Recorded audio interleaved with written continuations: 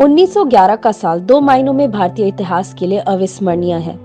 कांग्रेस न केवल अपने हर अधिवेशन में बल्कि जमीन पर भी बंगाल विभाजन का पुरजोर विरोध कर रही थी। अंततः ब्रिटिश हुकूमत को झुकना ही पड़ा और 1911 के इसी साल में बंगाल विभाजन निरस्त हो गया। बंगाली अस्मिता को एकजुट रखने वाली लड़ाई जीत ली गई थी। अंग्रेजों की फूट डालो राज करो की नीति के सामने देश और कांग्रेस की जीत हुई। साथ ही पूरे देश में ये संदेश गया कि एकजुट रहकर ही देश विरोधी शक्तियों को परास्त किया जा सकता है। इसी साल बिशन नारायण धर की अध्यक्षता में 1911 में कलकत्ता अधिवेशन आयोजित किया गया।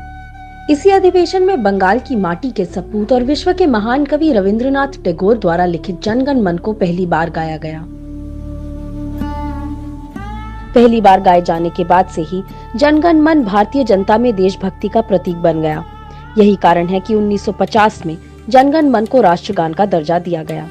जनगण मन ने आजादी के आंदोलन में देशभक्ति की भावना का संचार करने का काम किया। वंदे मातरम के बाद जनगण मन आजादी के दीवानों में उत्साह भर रहा था। कुल मिलाकर जनगण मन भारत की भावना में रच बस चुका था। इसलिए पूज्य बापू ने कहा कि इसने हमारे राष्ट्रीय जीवन में जगह बना ली है। वही प्रथम प्रधानमंत्री पंडित जवाहरलाल नेहरू ने इसे एक महान राष्ट्रगान बताया। इस तरह 1911 के साल ने दो बड़े संदेश दिए। पहला, भारत किसी भी शक्ति को परास्त करके आगे बढ़ सकता है और भारतीयों ने कांग्रेस के साथ मिलकर देश के खिलाफ खड़े होने वाली शक्तियों को पराजित करने का जज्बा पैदा किया।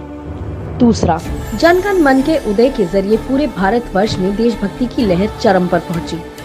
आज देश आजादी के कई साल पूरे कर चुका है।